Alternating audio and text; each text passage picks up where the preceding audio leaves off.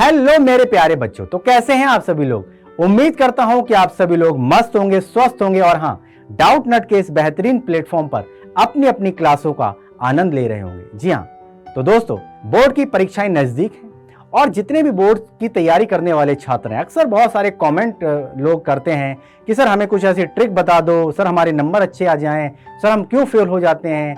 अक्सर हिंदी में देखा गया है कि लोगों के बड़े कम नंबर आते हैं, है ना। तो मैं जरूरी कुछ ट्रिक्स बताता हूं जिससे होगा क्या कि आप इन ट्रिक्स को फॉलो करके अपने एग्जाम के अंदर अच्छे नंबर ला सकते हैं। जी हाँ, और इस समस्या से हमेशा हमेशा के लिए छुटकारा पा सकते हैं। ये जो भी सवाल आपके जहन में आते हैं, ये हर एक छात्र के दिमाग के अंदर ये सवाल कौंध रहा होता है। क्लियर हो गया, ये कोई नई बात नहीं है।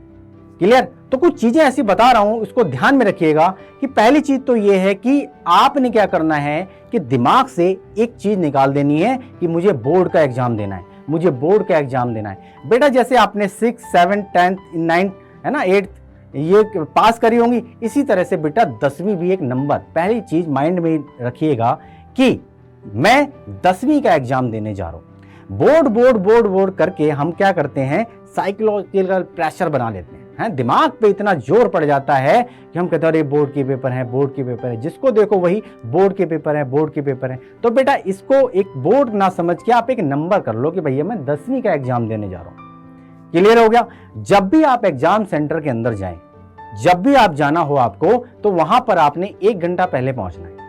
ये पहला गुरु मंत्र है, आपने 1 घंटा पहले पहुंचना है। अब बहुत सारे छात्र कहेंगे कि सर 1 घंटा पहले पहुंच के क्या करेंगे। तो मैं आपको एक चीज बताता हूं और अपने एक्सपीरियंस से बताता हूं कि जब हम 1 घंटा पहले पहुंचते हैं तो बेटा हम क्या होते हैं, रिलैक्स मुद्रा में होते हैं। रिलैक्स मुद्रा में होते हैं, जो भी चीजें हमने रिवीजन किया होता है, जो भी चीज हमने पढ़ी होती है, हम अपने पेपर को बेहतर ढंग से कर सकते हैं। क्लियर हो गया।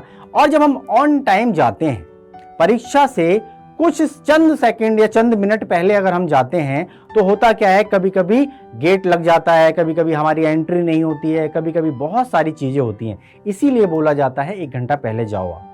क्लियर हो, चाहे आप पार्क में बैठो या फिर कहीं इधर उधर, है ना, रिवीजन करने का टाइम भी मिल जाता है आपको, है ना। तो आपने क्या करना है, रिलैक्स मुद्रा के अंदर 1 घंटा पहले बिताना है वहां पर जाके। क्लियर हो गया। जब 1 घंटा, अब आप तुरंत जाते हो ना, तो हार्ट बीट आपकी क्या होती है, फ्लक्चुएट होती है। क्लियर हो गया। आपने क्या होता है, हड़बड़ी में हो जाते हो आप, जो चीजें याद भी होती हैं वो भी बेटा निकल जाती हैं। क्लियर हो गया। ये ना निकले इसी वजह से आपको 1 घंटा पहले पहुंचाया जा रहा है। क्लियर हो गया। अब क्या करना है, सबसे पहली चीज सिंपल सी चीज है, आपने क्या करना है, परीक्षा से 1 दिन पहले, बहुत सारे लोग कहते हैं कि भैया साल भर की पढ़ाई एक ही दिन कर लो, है ना, तो वो रात के 12-12, 1-1, 2-2 बजे तक लगे। बेटा ये गलती से भी मत कर लेना। होता क्या है कि जब आप लेट नाइट तक पढ़ोगे तो बेटा परीक्षा केंद्र पे जाके बेटा नींद आएगी आपको। क्लियर है। इस समस्या से निजात पाने के लिए आपने 1 दिन पहले बेटा रात में लेट नाइट तक बिल्कुल भी नहीं पढ़ना है। ये बेटा गांठ बांध लो, गांठ बांध लो इस चीज को। अक्सर लोग ये गलतियां करते हैं। और सबसे इंपॉर्टेंट चीज है, आपने स्पीड बढ़ानी है, लिखने की स्पीड बढ़ानी है। अक्सर देखा गया है कि घंटे पूरे हो जाने के बाद भी लोग लिखते रहते हैं, है ना। आपको सब कुछ आता है, लेकिन जब समय ही नहीं बचा है तो फिर आने का कोई फायदा नहीं होता है। तो आप इस तरीके से अपनी तैयारी करो कि आपकी स्पीड, राइटिंग स्पीड, लिखने की जो स्पीड है वो बेटा तेज हो, ताकि आप समय से पहले आप अपने क्वेश्चन का आंसर दे सकें। क्लियर हो गया। और सबसे बड़ी चीज, अपने जो भी चीज होती है, जो भी आपने एग्जाम सेंटर पे ले जाना होता है, 1 रात पहले ही उसकी तैयारी कर लो।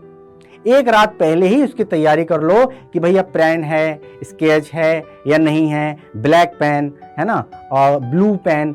हमें क्या होता है, कई बार अक्सर क्या होता है, जब हम भूल जाते हैं तो परीक्षा केंद्र पे जाके हम किसी न किसी का पेन मांगते हैं, है ना। अब होता है कई बार ग्रिप हमारे हाथ में होती है, कई बार नहीं होती है, तो हमारा खुद का पेन होता है तो हमें आइडिया होता है ना, लिखने में हमें सहूलियत महसूस होती है।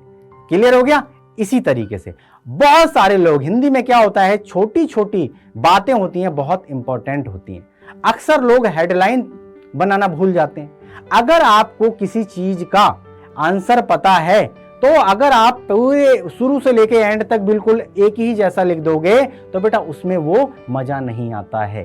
क्लियर हो गया। एग्जाम में आपको पूरे नंबर कब मिलते हैं? अगर आप उनकी हेडिंग बना लो, हेडिंग अलग और उसके बाद आगे लिखना चालू करो। तो जब आपकी कॉपी चेक होती है तो टीचर ये देखता है कि भाई बच्चे ने सुंदर सुंदर राइटिंग में लिखा हुआ है, हेडिंग भी लिखी हुई है, और साथ में कई बार तो ऐसा होता है कि हेडिंग ही पढ़कर, है ना, आगे के नंबर दे दिए जाते हैं। तो कितना बड़ा बेनिफिट होता है।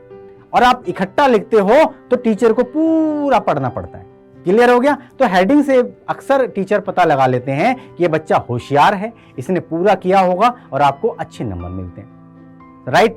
सबसे बड़ी चीज, लाइन छोड़ के लिखिएगा। एक क्वेश्चन अगर आपने कर दिया, आंसर उसका लिख दिया, तो लाइन छोड़ के दिए, क्योंकि आपको कॉपी मिलेंगी, आप एक्स्ट्रा शीट भी ले सकते हो। तो टेंशन वाली कोई बात नहीं है बेटा, कंजूसी नहीं करना है, बड़ा बड़ा लिखना है, गैप में छोड़ छोड़ के लिखना है, ताकि टीचर को कॉपी चेक करने में किसी भी तरह की कोई कठिनाई ना हो। बेटा कटपिट नहीं करनी है। अक्सर लोग क्या करते हैं, कार्ड ने ऐसा कर देते हैं, मतलब साफ सुथरी कॉपी होनी चाहिए। अगर बेटा गलत हो भी गया है तो आपने क्या करना है, अंडरलाइन से उसको क्रॉस कर देना है। क्रॉस भी नहीं, आपने लाइन चला देनी है। सब समझ में आ जाता है टीचर को ये गलत है। क्लियर हो गया। तो टेंशन वाली बात नहीं है।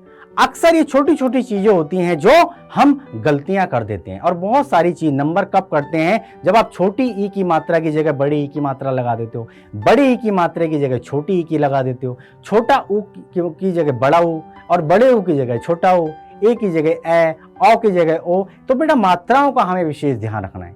हिंदी के अंदर मात्राओं का एक अपना महत्व होता है। क्लियर हो गया। तो हिंदी अच्छी रखनी है तो अपने मात्राओं को ध्यान में रखना है। क्लियर हो गया। तो ये मिस्टेक बेटा बिल्कुल भी नहीं करना है। ओके। तो हम ऐसी उम्मीद करते हैं, हमें पूरा विश्वास है, दृढ़ विश्वास है कि बेटा आप अपने एग्जाम की तैयारी बेहतर ढंग से करें, आप एग्जाम में अच्छे नंबरों से पास हो। इसी शुभकामनाओं के साथ हम आपको बोलते हैं कि बेटा जबरदस्त तरीके से जाइएगा, तैयारी कीजिएगा, अच्छे नंबर लाइएगा और बेहतर तरीके से पास होइएगा, क्योंकि हिंदी हमारी मातृभाषा है। नमस्कार।